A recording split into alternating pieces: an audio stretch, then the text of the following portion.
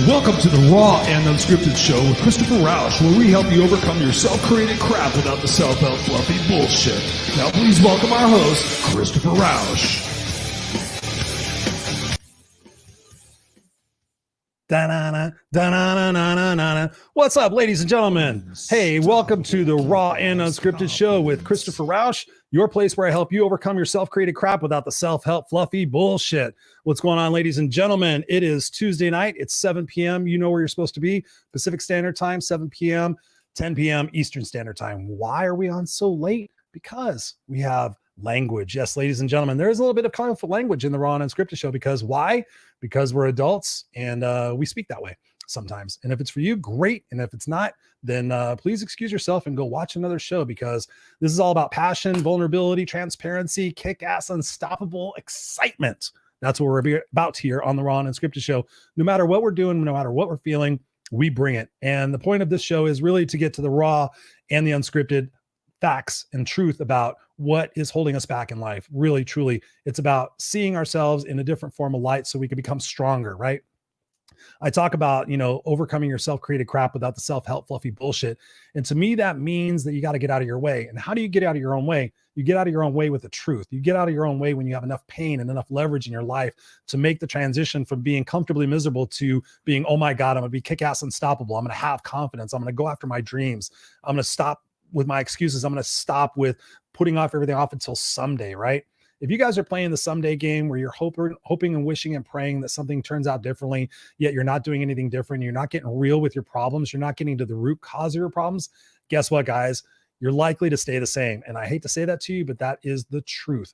I have been coaching and speaking and mentoring for many, many, many years now. And I have truly found that for a lot of people, they won't change until the pain becomes so great that they realize that they have to do something instead of deciding to do something proactively. And that's one of the things we're going to be talking about on our show tonight, because we're excited to have a guest on tonight talking about something very serious.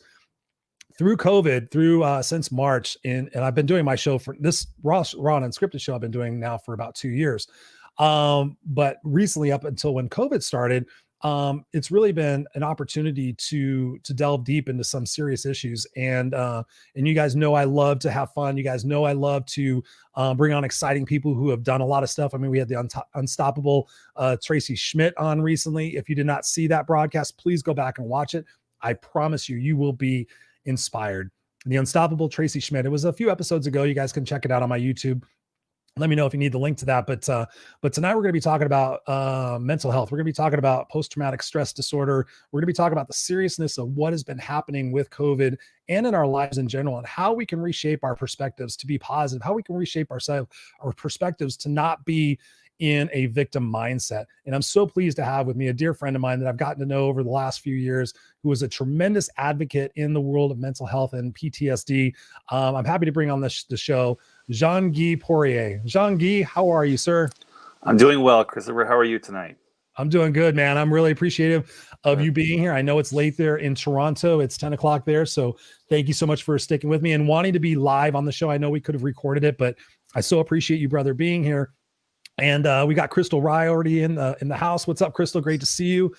So let's just jump right into it, man. I mean, this is a very serious conversation, and I know that you have been a huge advocate. I know you have gone through different situations in your own story. Talk to us about what PTSD is not. I know a lot of people say it's post-traumatic stress disorder, but what is it not? Let's clarify that first. That's right, Christopher. What PTSD is not it's not something that you're wearing on your sleeve. It's not something that people are seeing in your face. It's not something that people are. Unfortunately, it's like many of the other mental illnesses, and it goes unnoticed because it's too easy to hide.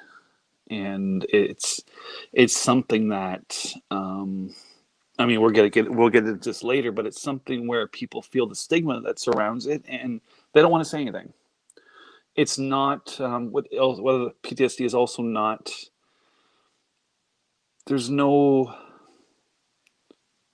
reason why it falls at certain times. There's no reason why it happens the way it does. I mean, there's reasons, obviously, there's trauma behind it. Don't get me wrong, but I mean, if you had PTSD, if your neighbor had PTSD and I had PTSD, we're going to experience the same symptoms, but we're going to do it at all different times. It's not like developing an illness or a sickness, where certain things fall, in line. There's certain signs and symptoms.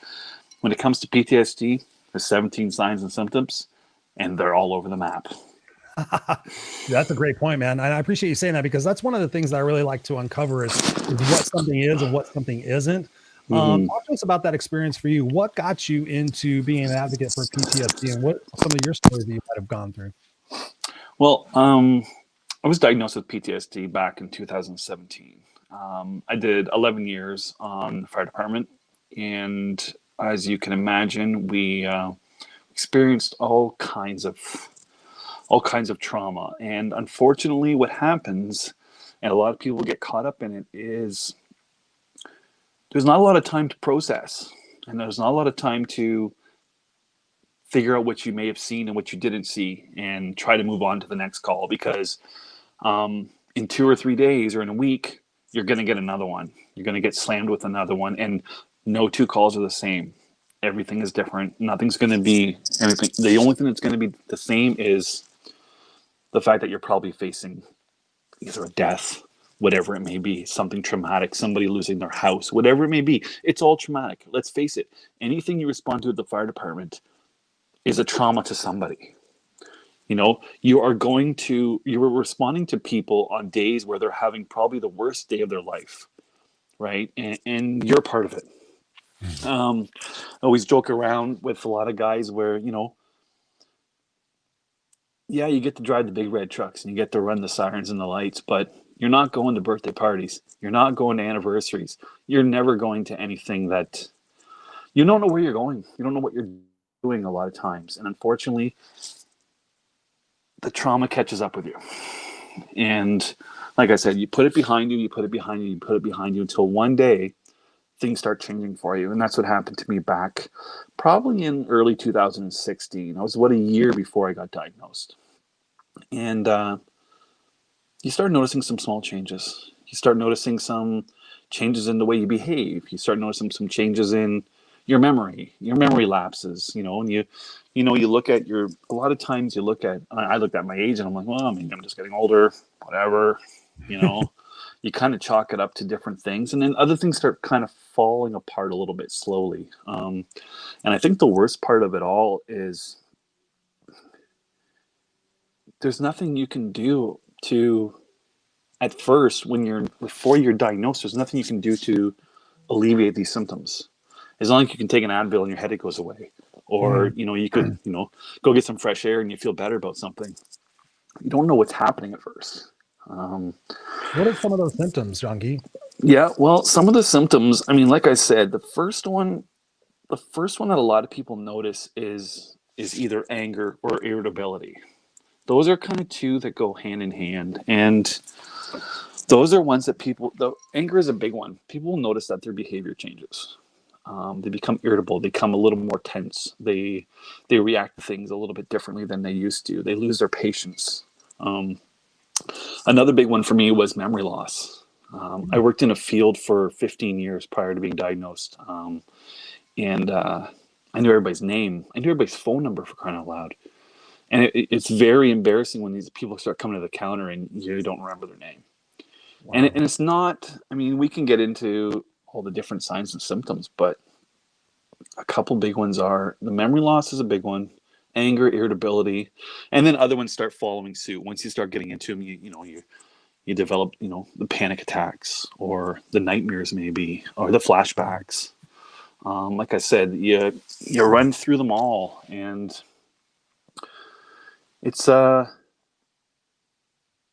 tough road to hoe, definitely, because at first you're kind of on your own.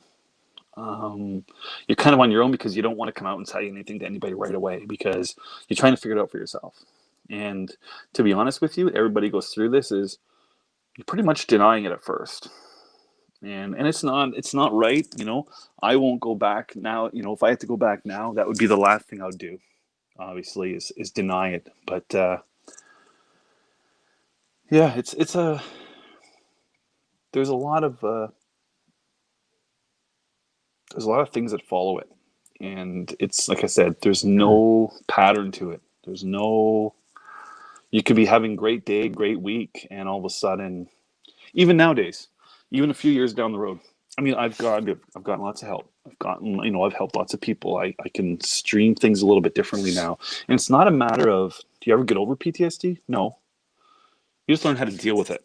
You learn how to work through it, and you learn the tools, right? You put the tools in your toolbox, and you figure it out. When something happens, you know what to do, or you got a better idea. Whereas at first, when you're first diagnosed, you're kind of slapped in the face with all the symptoms, and you don't know what to do. Yeah, I've had a lot of friends who have experienced that, mostly from overseas warfare, being involved in the military, coming back with that, and then also some other varying situations. So I can understand what you're definitely saying, is that you could have 3 people in the room who could say, I have a diagnosis of PTSD. However, there's going to be different triggers. There's going to be different events that are going to be happening. So I can definitely understand in the person's mind, like, am I going crazy? What the hell is going on with me? Because just a few minutes ago I was fine, and now I'm dealing with all these various symptoms. I can imagine that would be highly scary, and again, very vulnerable to share with somebody, like saying, okay, hey, listen, I've got this going on. But do you think, Jean-Guy, in now the world is a lot more open place, and we're talking a lot more transparently about things, do you see that people are feeling more confident now that people have been talking about it more, to be able to say, hey, listen, I've got a little bit of that? Are people still fearful of being seen as having a problem or being weird or something like that? I think I'd like to say we're a lot more open about it now. But to be honest with you, I think I can put certain services aside. I can put the military aside. I can put fire department aside, police department aside. There's going to be people that are going to come out. There's going to be people that are going to come out and talk about it. But I still think the majority of it is getting swept under the rug. I still think that people are like, no, if I don't admit to it, that I don't have it, right? And a lot of people I know, there's people that I've met that haven't been in services, haven't been in, fire service or anything, or military. And the problem lies on the other end. They're not afraid to come out and talk about it, but they're ashamed.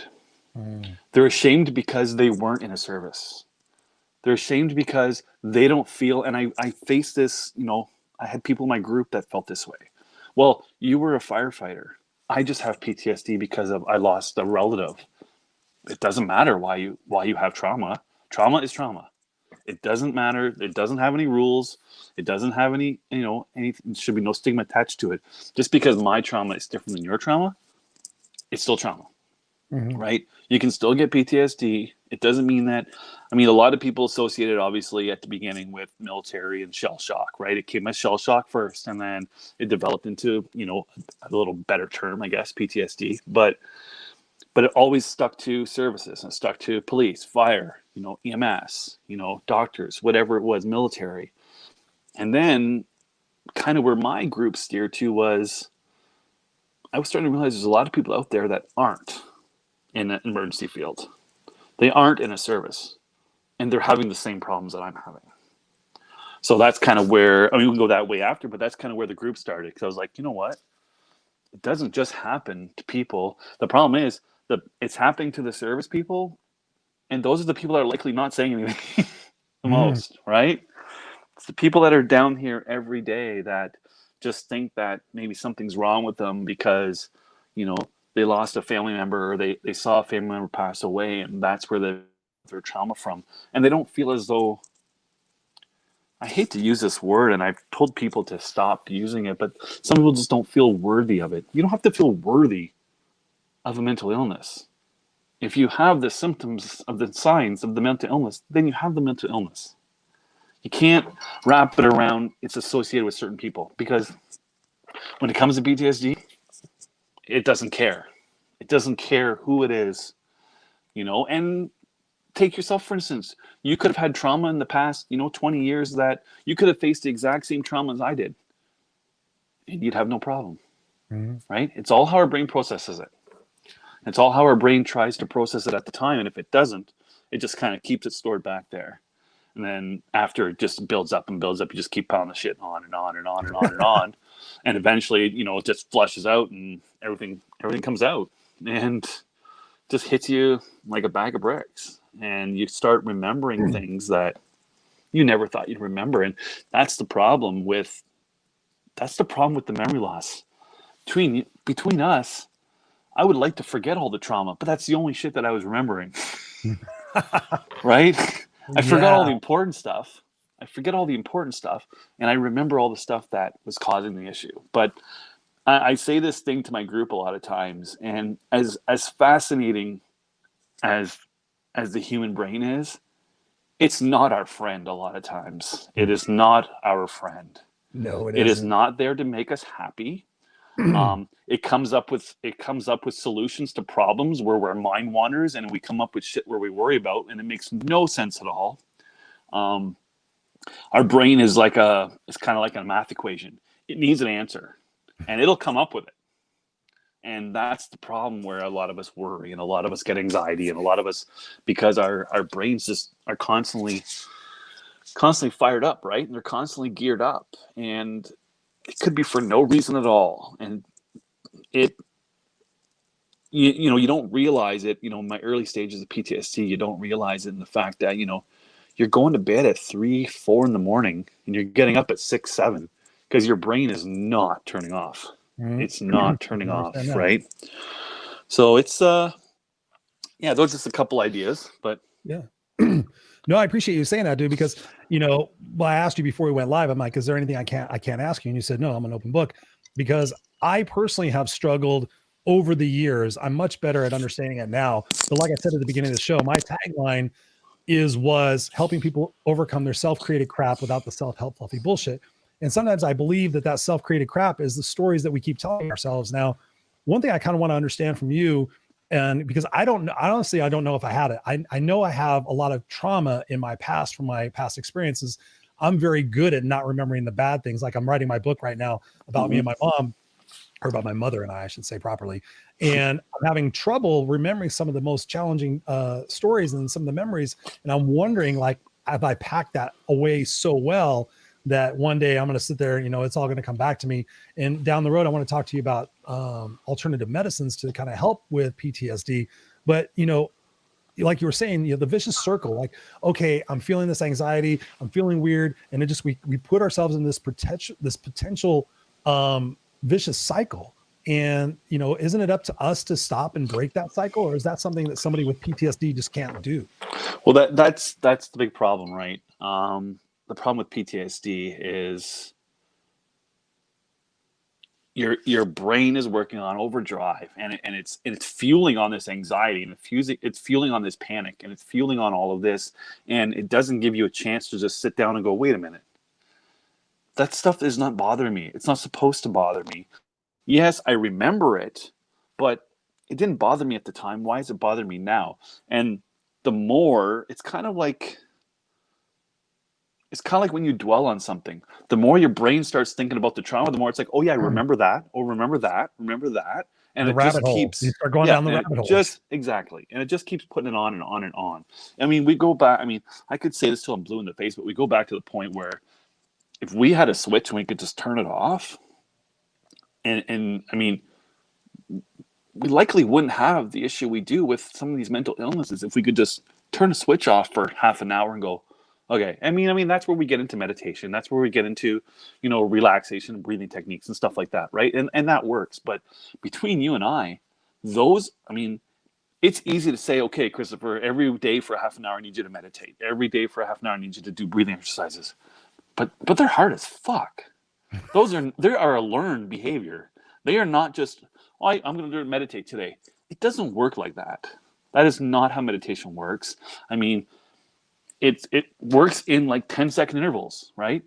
You sit there for 10 seconds and it's quiet. Well, you try for 20 seconds. Oh, your mind wanders. Start over again.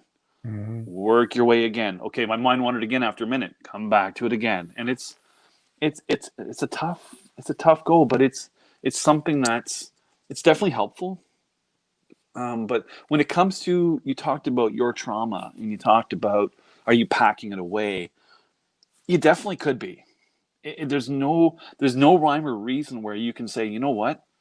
Someday this may just all come out. Someday it may not. We have no idea, right? I did 11 years on the fire service, and after 10 years, and I was involved in some pretty interesting stuff. And some people would say, what do you remember the most? Or what's the biggest trauma you think you remember? I'm like, well, do you want to know the biggest trauma I was at, or do you want to know the one I remember the most? Because they're not the same, Yeah. right? Because, I Great attended point. a motor vehicle accident where 11 people passed away. Oh my God. And somebody would say, that's pretty traumatic. Yes, it was. But I was also at a different one where only one person passed away, or somebody lost their whole house in their barn. That was traumatic because that was their livelihood too. That was their whole, that was how they feed their family. That they lost their home, they lost their possessions, and some would say, well, their possessions. No, it's a livelihood, right? It's a livelihood as well. They, have 300 head of cattle. They lose them all. That's a big deal for some people. I mean, that's traumatic. That's really traumatic for somebody that lose all that stuff, right?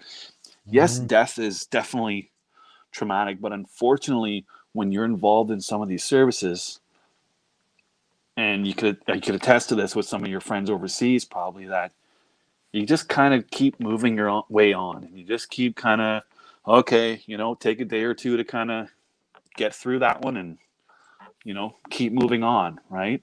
I mean, the hardest ones probably are ones where there's families involved, right? Because I had a young family at the time. Okay. So when there's families involved, there's kids involved, right? But there's no way to say that your trauma is any different than anybody else's, Christopher. There's no way to say that you're having a hard time remembering it. It may be because you packed it away. It may also be because you processed it already, and you have no reason to bring it back, or you have no reason to remember it right now, and that's kind of the brain's way of protecting you at the same time, right? And a lot of the memory loss, we go back to the memory loss, and the memory loss happens for one reason. This is the only time your brain's trying to protect you, so write it down.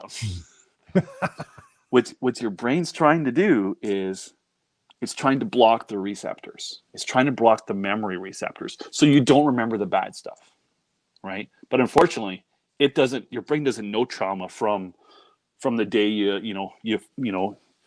had 100 balloons at your birthday party. It doesn't know the difference, so it just starts taking memories and it just starts blocking them, right? It doesn't know bad from good, good from bad, bad from good. It just knows memories. This is the memory section, and it blocks it, right? So that's when people start remembering names. They stop remembering birthdays. They stop remembering phone numbers, stuff they always knew, because it's not that they just don't remember anymore or they don't care. It's because their brain at this point is trying to protect them. And like I said, this is the only time your brain is trying to help you, I believe. I'm a firm believer that this thing is not our friend.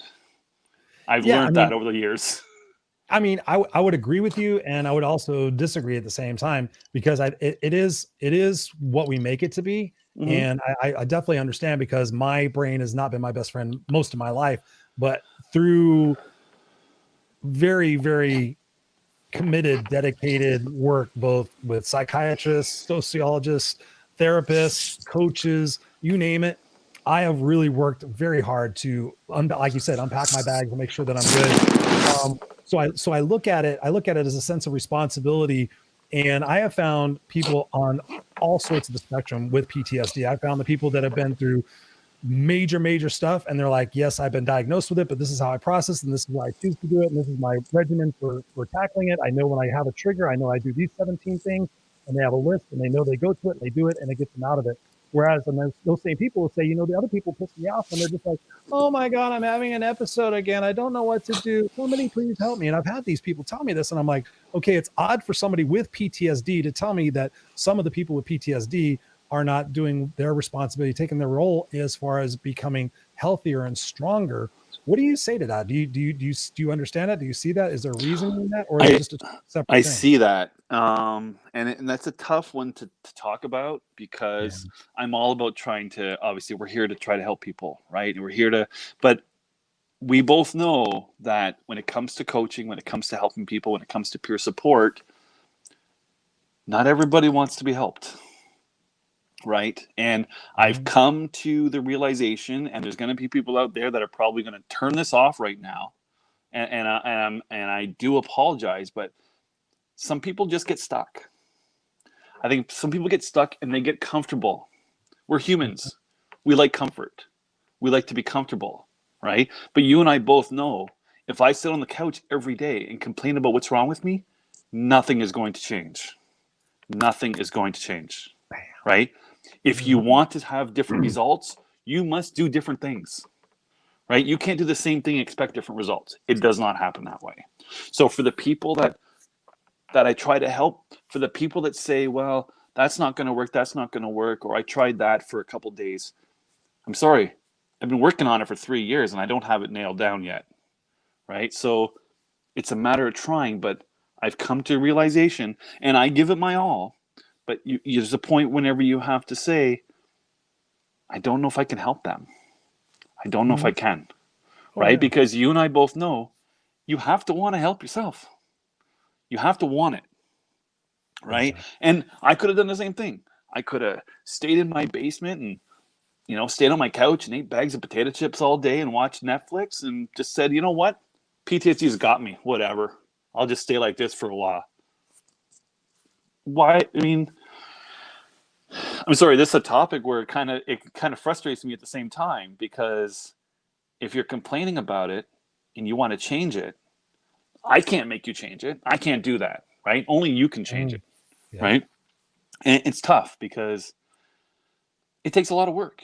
It's hard work. It's a job to come out of this, right? It's a job to have better health. It's a job to be, in better shape. It's better fitness. It's a job to have better mental health. It's work. And unfortunately, like I said, humans are comfortable. And when we get comfortable, we're like, this is not so bad. I'll take my medication. I'll try to do my breathing exercises. And if it doesn't work after 3 minutes, I'm like, oh, what the hell? I won't do it today. I'll try it again tomorrow again. Anyways, there's lots on TV I could be bothered with, so I'll just do that instead. It doesn't, it's unfortunate. But I've racked my brain over the last few years trying to, and I mean, you're probably guilty of this too, trying to help everybody. Oh, Jesus. You want to help everybody. Yeah, for a long time I was. Yep. You want to, and then you get to the point where you're like, you know what? I've got a lot of energy and I can help a lot of people. But when it starts exhausting you and you're like, okay, I've thrown everything at this person. I've got nothing left. If this isn't working, I don't, obviously there's something that I'm either doing wrong or they might just not want it. May not want it bad enough. Yeah. It's just not their time.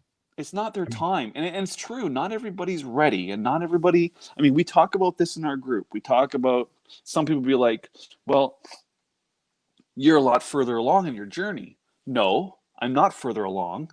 I started before you. That's all it is. We're at different points, right? I'm not better. I don't know different things. I have different tools because I'm further along, right? I mean, it comes down to this one story that I tell my group, and I've told people at speeches and stuff like that, where the guy falls in the hole, right? And he's got his arm lifting up in the air, and first guy walks by and he looks down. He's like, I can't help you, man. I'm sorry. I don't know what to do. I've never been in there before. I can't help you. So he walks by and another person walks by and does the same thing. And finally, the last guy walks by and he jumps down in the hole. The guy goes, what are you doing down here? We can't get out of here. I don't know what to do. I'm stuck in this hole. He's like, I've been here before. I can show you how to do this. Right? Jump in, give the person a hand. I mean, we throw everything we got at people to try to help them. But there's a point when you have to pull back and go, you know what? I need some of that energy too, right? I need to stay fueled, right? And it kind of goes to where, I mean, when we talk about what I've been doing with my page, it kind of goes to where I'm at with my break, right? There's time for refueling. There's time for re-energizing. There's time to kind of put everything aside for a little while and just kind of, because, I mean, we're no good when we don't have the fuel. We're no good when we don't have the energy, right? We can't help anybody else if we're at a point where we're incapacitated, right? That is such a great point, dude. That's such a great point. I just want to pause here for a second. Yeah. Thank you again for being on and talking about this very, very important subject and allowing me to ask the questions that some people might feel uncomfortable about, because I appreciate that about you. I definitely do. Mm-hmm. So what's up, Crystal? Good to see you. Laura, hello. Good to see you here. Crystal saying hi, Gene. We got Christina Finch in the house. What's up? Good to see you. Larry Schneider. Hi, guys. What's up? Larry, Kickass Larry. Teresa says head injuries, a lot of the same patterns. I think you understand that one, definitely. Yeah, I mean, definitely you have that. Christina says anxiety right now out of the blue. That's because we're talking about anxiety. Hey, don't you love it when people say stop it? Just give it up. Just let it go. I've heard so many people sit there and say, well, just stop doing it. It's just like, yeah, right. Yeah, exactly. Christina says, good job, boys. Thank you. I love being called boys. Nice show. She also said, I did 18 years of PSW work. Oh, what's PSW? Personal support worker. Personal support worker. Oh, nice. Yeah. So helping people in their home, assisting with, helping them with their daily activities because they're not able to as well. Yeah. Yeah. Robert Broker in the house. My brother took that the wrong way after I offered my opinion of him hooking up and moving in with someone with 3 kids in a pool less than 3 weeks as a new bachelor. Yeah. I mean, it's crazy. Marlene says it could be that it is not a good match. Absolutely. My brother from another mother, Scott Goyette in the house, says jump into it. Jump into your health, jump into your future, jump into the possibility, jump into the unfiltered experience. Oh, Scott's in there saying this. Marlene, thank you so much for being here. Thank you guys all so much for being here. The best thing to do then is to inventory the conversations and the attitudes and the proper boundaries. That's right. Yes. I mean, when I think about what you're saying, and thank you guys all for being here, of course, ask us questions, ask Jean-Guy questions. But when I think about it, I try to categorize things in simple terms. And I think about, you heard me say it, the victims or the victors. That's right. And I say the victims, because I believe that is really a choice. You can be, of course, people are victims of situations, victim of fire, victim of rape, victim of child abuse, victim of whatever you want to say. But for me, in my journey in healing myself and working with so many people, not being a by any stretch, the people that I've found that are the victims, honestly, and I don't care if anybody turns it off, are the ones that are choosing to be victims. They're choosing to sit in their mire. They're choosing to say, oh yeah, that didn't work, without going, you know what? Let me give it my best. Let me really try. Let me go out there and see what else I could possibly do. That when I got diagnosed with ADHD, and I've had a lot of issues with it. And some people would call it a mental illness. And I was like, it's not a mental illness. It's just that my brain is just like this and I just can't stop it. Blah, blah, blah, blah, blah.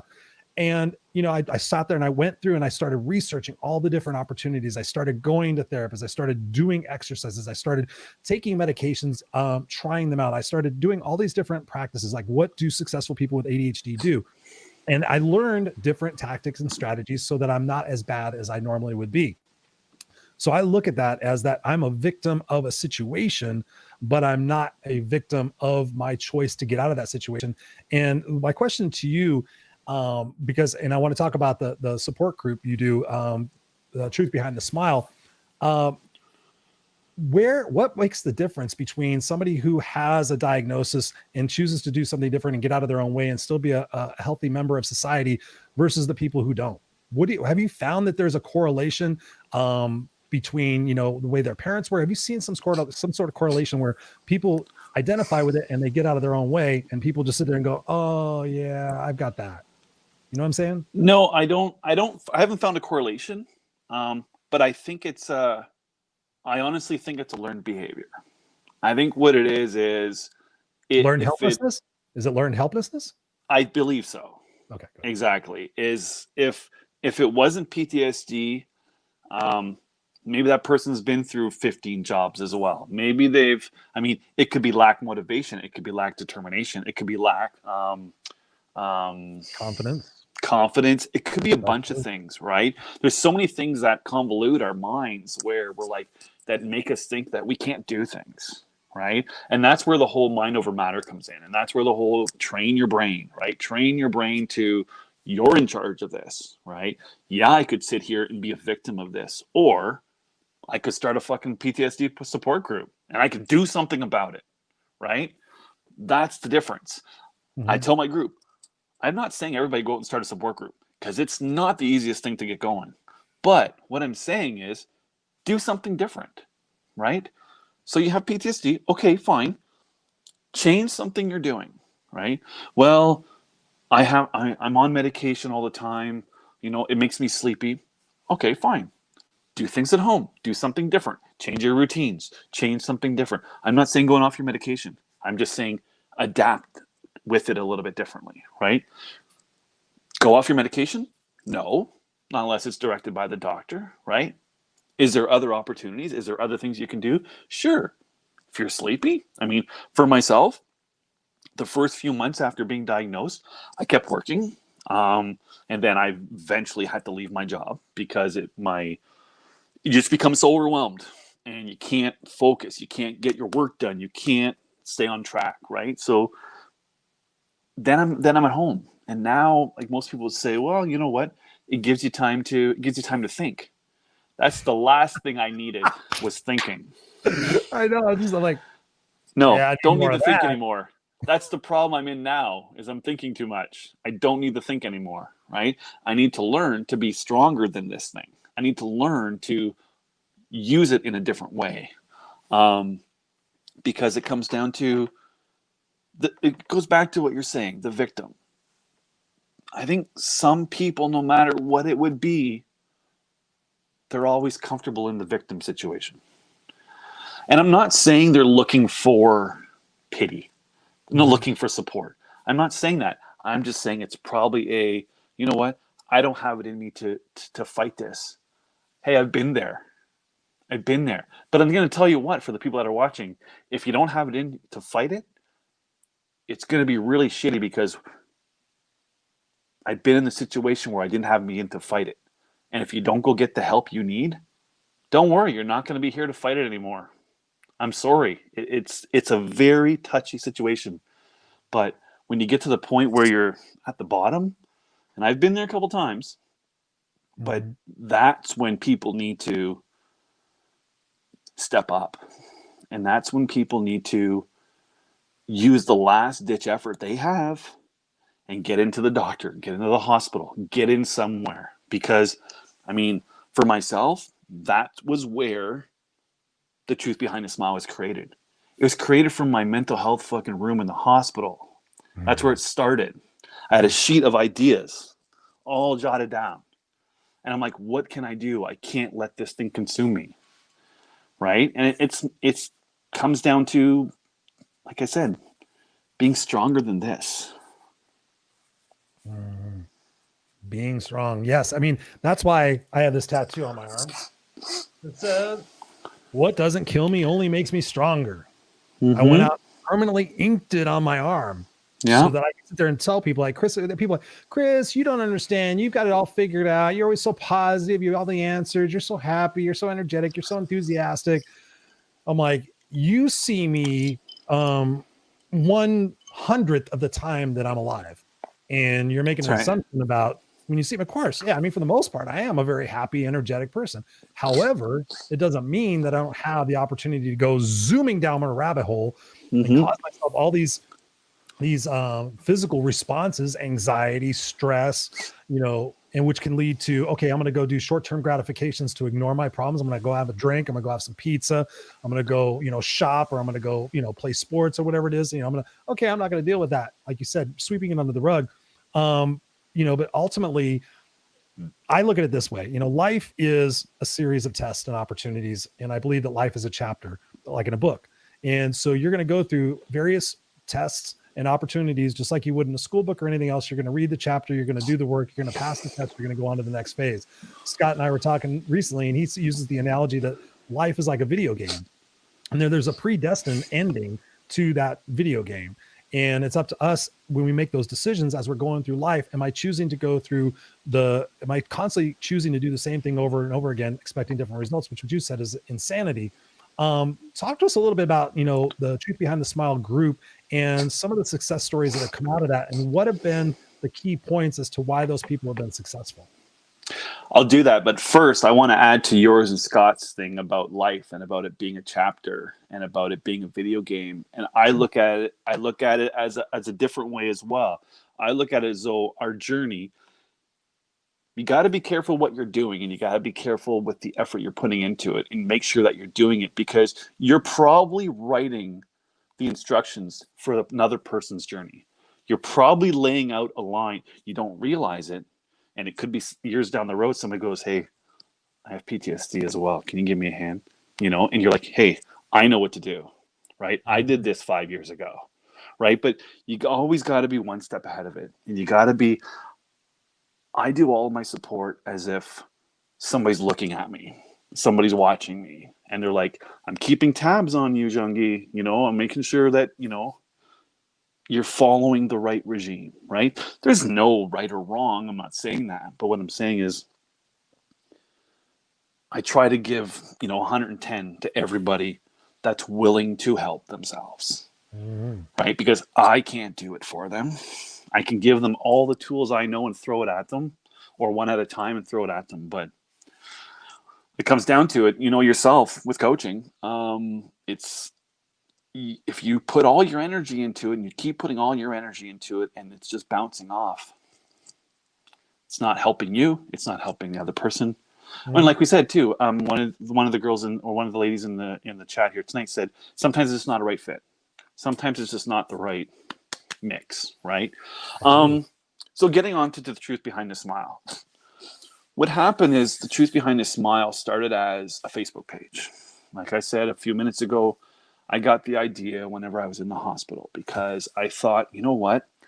I don't know anybody with PTSD. At first, I knew a couple people just through talking, but I'm like, the page really started as a way for me to meet more people, a way for me to talk to people and to get more information about PTSD, because I had read not all the books, but all the books said the same thing. All the signs and symptoms said the same thing. I was like, okay, the doctors know what they're talking about, but I need to talk to real people. I need to talk to the people that are experiencing it, right? And my doctor was the first one to say it. He's like, really? He's like, between you and I, he's like, you're teaching me more than the books on my shelf are, because you're living it. The books tell me black and white. That's all they tell me, right? But you need to speak to the people that are living it. So Truth Behind a Smile started as a Facebook page. It grew and grew and grew and grew. In the summer of 19, I started realizing a lot of people that were coming to my page were, like I said earlier, were not in emergency services. They weren't military personnel. They weren't anything along those lines. They were just everyday, just like you and I, everyday people that didn't have a job that related to their trauma, but they were experiencing trauma. So I talked to my city or somebody in the city. I talked to council. I talked to the mayor. I tried to develop a program. Unfortunately, that didn't pan out very well, because as you and I both know, cities don't like to talk about their problems very often, and they don't like to talk about their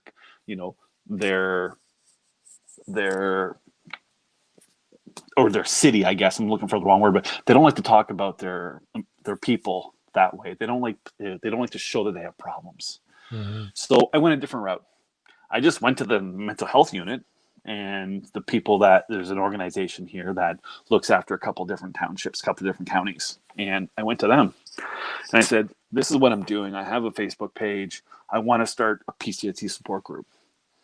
And the guy leaned back on his chair. This was the president of the unit. And he leans back on his chair and he says, there is nobody in I'm just going to make up a number, because I'd give you the area, but it wouldn't make any sense to anybody. But he said, there is nobody within a 200-mile radius that is speaking about PTSD. There is nobody around here. No way. Because, first of all, nobody wants to do it for free. That's the problem, right? It becomes a position and becomes a staff position. And they don't want to pay somebody to do that job, right? So I'm like, you know what? I'll do the job. He's like, I will give you a room, and you can hold a meeting here once a week, and you can run your group out of my office. Wow. I said, perfect. Sounds great. And he says to me, and this is where we lay down the plan for success, right? He says to me when he's leaning back in his chair, and he says, But I'm going to tell you one thing. When you have to leave this place because your group is too big, remember us. Remember where you started. I said, I'm not going anywhere. Like, this is where I'm going to be. This is where I'm doing my groups. This is where I'm going to be. Right? Well, 8 months later, I had to move because I maxed out the 13 spaces in that room per week, and I had to move to a larger facility because we were getting too many people coming every week. Good problem to have, bad problem to have at the same time, right? There's too many people out there that needed help. And that was just the people that were coming forward. So we moved to a different facility. Well, I went under another umbrella and started working with another organization who gave me the space, gave me the room. You know, we started putting 18, 19, 20 people a week in that room. Wow. And I was like, this is great, but we've got another problem now. Not everybody's getting a chance to speak because there's too many people, right? And so then we kind of did a couple different things. We got a lot of outpouring and a lot of great feedback from a city about half an hour from us. So we started another support group. So we started another in another town. So I was juggling between two different support groups, right? And, you know, when I come back in late January to what I've been doing, we're probably going to be starting another one up in another small town. So it grows, and I had somebody sit down with me, and they were they sat at a different level of this organization, and they were like, what do you want to do? I'm like, what do you mean I want to do? This is great. This is exactly what I want to do. She's like, well, you have a problem. You can't run every support group that you have. You can't physically do that. You can't put yourself out there 4 days a week, 5 days a week, and run all your support groups. I'm like, oh, so what do you think I should do? She's like, we have to decide. Do you want PTSD, the truth behind this smile, to be this big? Or do you want it to be this big? Wow. What do you want? I'm like, well, of course I want it to be this big and help all kinds of people. She's like, then you're going to need to learn to let go. That's great advice. I'm like, it was the hardest advice to take, to let somebody else. And I mean, I've done it with my page, you know, let other people kind of take the reins, let other people kind of guide. And I've got great people in place right now since I'm off, right? I got good people. That between you and I is probably the hardest thing I've ever had. One of the hardest things I've ever had to do, because you know yourself, this is your baby, right? This is your thing. And to let other people kind of help you steer it. But as this one person told me, they said, you either let other people help you or you stay the way you are for the rest of your life. This is the way your group is going to be. This is going to be it. So you either become a Wings of Change kind of support group, or an AA for PTSD, or whatever you want it to be, right? Or you just have a group in Stratford and that's all you're ever going to do. Right? So my idea, yes, is to expand it and to keep going and to put people in those places that I can just give them the tools that I know, the things that I do, right? And let them do the same things. I mean, obviously there's some teaching behind it. There's some coaching behind it. But this is just stuff that I learned as well. If I can learn it, other people can learn it as well, right? So that's kind of where the Truth Behind the Smile went. Obviously, we've done some other things. The Truth Behind the Smile has kind of taken me to, you know, podcasts such as yours. I've done other podcasts in mental health down in the US. I mean, I've got a really awesome my first newspaper article was a half a page. Wow. Right? It was a nice half a page. I wasn't expecting that. But it was a half a page. And one of the people that had followed me from the beginning showed up at my apartment door one day. And they're like, we have something for you. And the guy had plaqued it for me. No way. And it sits behind my office desk. Yeah. And that's something that I was like, wow, you know what? It gives you a different feeling when you know that it's just as important to somebody else, right, as it is to you, right? And you know that, you know what?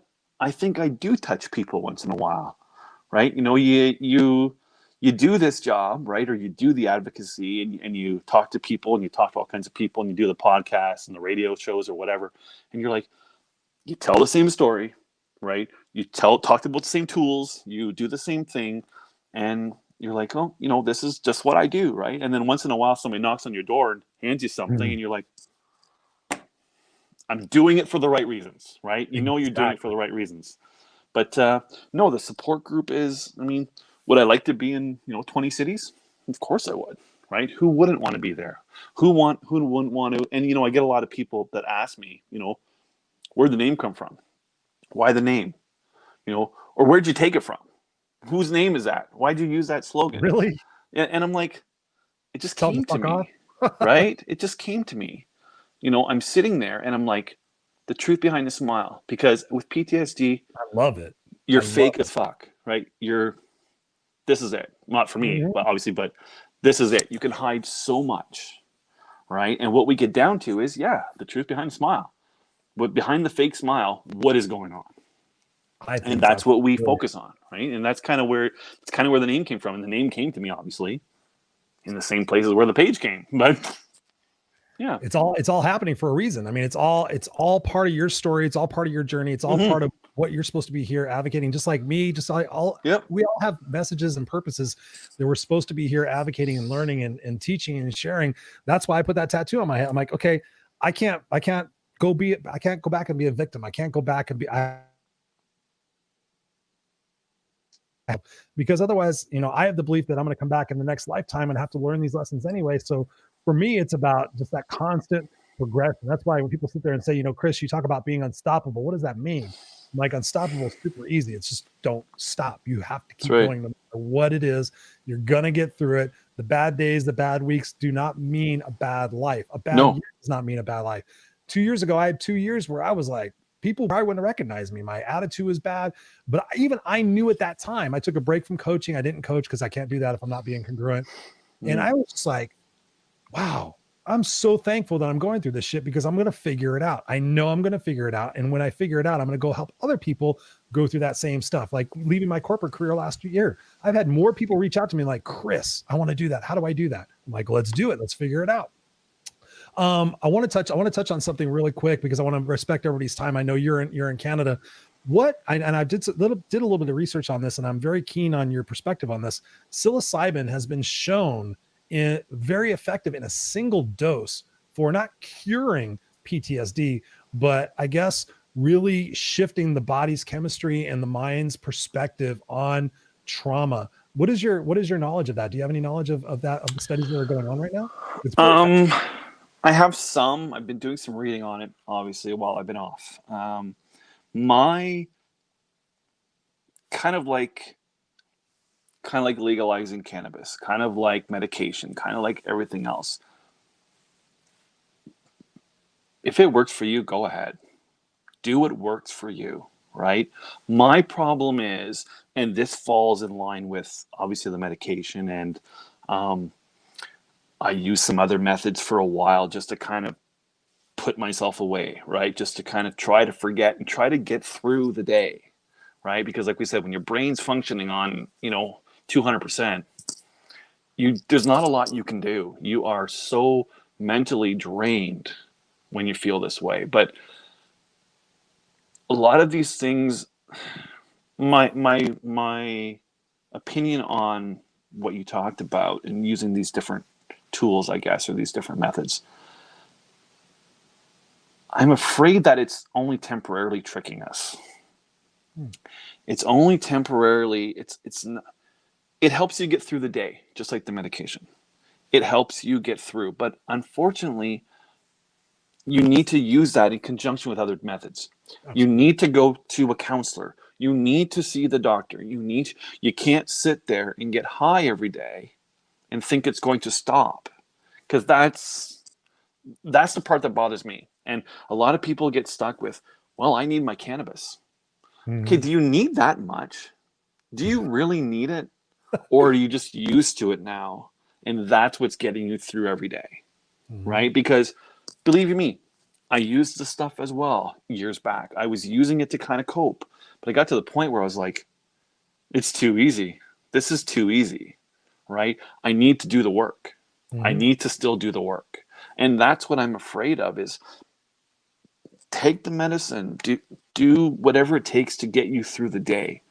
But all of these things come at it. Some of them come at a price, but all of these things come as it's just one thing in your toolbox. You need to add the other 3 or 4 as well to make it work. Mm-hmm. Yeah, I'm not a big believer in the medication side of it either, only because me neither. it only gets you through the day. That's all it's designed to do. It doesn't help you. Not the cause. That's right. I mean, that's always my problem with medication. And I'm sorry, it just treats the symptom, and people get caught up and they're like, well, I need my medication. You're right, you probably do. But the medication isn't going to fix the PTSD. It's not going to help it at all. Yeah. It's going to help you stay at a level where you're focused so that you can work on it. Absolutely. Wow, Jean-Guy, we could sit here and talk for probably another 2 hours on this subject. I mean, you know how much I love mental health and issues and helping people. And I love your heart and I love your perspective and the truth that you talk about, man. I mean, you talk about, hey, listen, if you really want help and you really want to change your outcome and change your surroundings, then you have to do different stuff. You have to put together a program that's going to help you deal with the triggers, deal with the aftermath, deal with the unexpectedness. I know people are going to want to continue the conversation with you. Where can they get a hold of you, man? You can go to my Facebook page. I do obviously we have the messenger set up there. So at any point, they can message me at P.T.S.D, the truth behind a smile. I can get all the messages from there. I got an email as well, but the easiest way to get me through Facebook. So, and I've got good people lined up as well that are learning the tools and they can help as well. But I know that they'll feel comfortable passing it along if there's something that they can't help with. Yeah, no, I want to encourage another point too, real quick. We could probably go off on the deep end, and I'm putting the Facebook group in here in the comments so you guys can all see that.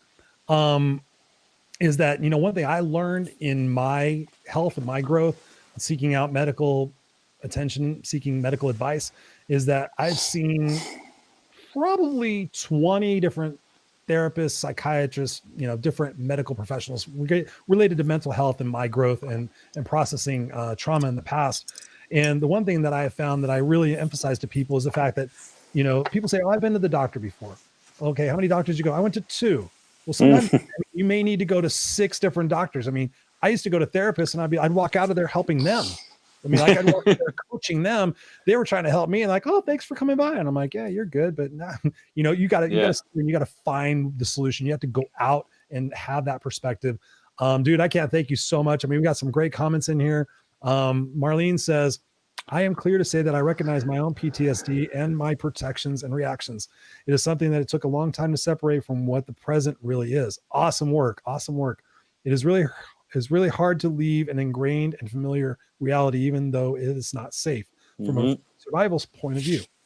To teach the discernment of the soul's choices is detailed process. Can't skip the steps. Absolutely, Marlene. I mean, that you're a fellow coach. It's crazy. Christine says, Ellie music as needed through the pain clinic. I do have meds because it was all we could do. I wish I didn't have it. Yeah, I mean, people get surprised when I tell them I was on Zoloft 2 years ago. Like, what? I was like, yeah. My therapist said, she always said it for like a long time. I would see her periodically, and she goes, Chris, just take the smallest amount of Zoloft. I'm like, I'm not taking that shit. And one day I was like, why not? I'm gonna give it a shot. Yeah. And the God's honest truth, this is my thought on medication. Is the God's honest truth is I was like, I'm against it, and then I'm like, I'm only taking the smallest dose. I didn't hardly feel anything, but what I started noticing is I was a lot calmer. And I was a lot calmer. And then I started kind of getting apathetic. I was still calm. I was good. I wasn't anxious, but I stopped caring. It took away my sense of urgency, my sense of passion, my sense of, okay, we got to figure this out. We got to fix this. I was like, okay, well, I'm fat and happy now. And I was like, and I used it and I needed it at that point. I did it for about 6 months. And I was like, you know what? I miss this. So now what I have to do is I have to incorporate a few other things to make sure that I don't have to be on Zoloft again. So meditating, like you said, I got into meditation. I started listening to binaural beats. I started going for walks. I started everything to like, okay, what do I need to do to calm myself in that situation? So yeah, it is there. Guys, I really encourage you to connect with Jean-Guy. He's a massive heart, massive intelligence, massive passion. Dude, I know we're going to continue the conversation more in 2021. I can't thank you enough. I'm going to send you backstage and I'm going to close out the show, and then we'll talk a little bit before I end it. But thank you once again for being on. Thanks for having me, Chris. We've been talking for an hour. Hang on one sec, brother. Hang on one sec. So there you have it, ladies and gentlemen, 59 minutes and 56 seconds. I'm really trying to keep these under an hour. You guys know I love to talk. You guys know I love asking questions. And the real purpose of all of this is to bring you guys the information, is to help you shift your perspective. Now, what Jean-Guy and I are talking about, we're not talking about taking a position and going, okay, I no longer have PTSD, or I no longer have trauma. All we're saying is sitting there saying, going, okay, what can I do tomorrow a little bit different to make myself feel better? What can I do the next day to make myself a little feel better? What can I do the next day and the next day? And you take little micro steps and you have that viewpoint. One of the best things you could do is obviously take care of yourself. It blows my mind when I talk to people who are dealing with different issues, and I'm like, are you taking care of yourself? No. Okay. Number one, how much water are you drinking? I'm not drinking any water. What do you drink? I drink soda, a little bit of coffee. I'm like, okay. How many times a day do you go to the bathroom? I don't know, 2-3 times. I'm like, okay. How's your sleep? Not very good. Yeah. Okay. What's your nighttime ritual? Like, oh, I'm on my phone. Okay. How about this? How about we take care of the foundation and we start hydrating, and then we get a little bit of exercise. We make sure we get good sleep. We start putting good things into our brain. We start focusing on what we're grateful for. We start making a difference in the world in a positive way with whatever we can do, whether we're smiling at somebody, saying hi to somebody, mentoring somebody, donating something, and we build that foundation that way. That's how I have done it. That's how I've done it. Brick by brick, moment by moment, decision by decision, getting through the mud, getting through the quicksand, figuring it out, having that unstoppable tenacity, that passion to say, you know what? I don't care. Whatever diagnosis you give me, I don't care what you put in front of me. I don't care what I have to go through. I'm going to get through it. I'm not going to find any wall or any challenge that I'm not going to be able to go through. That's why I put this on my arm. What doesn't kill me only makes me stronger.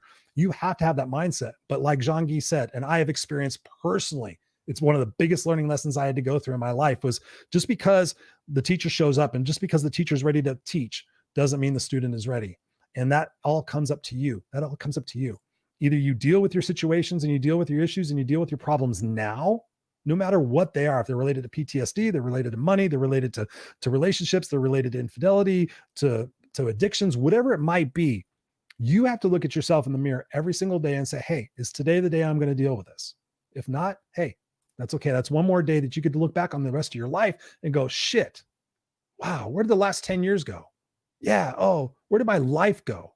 I spent my life sitting there being a victim when I could have been out there living.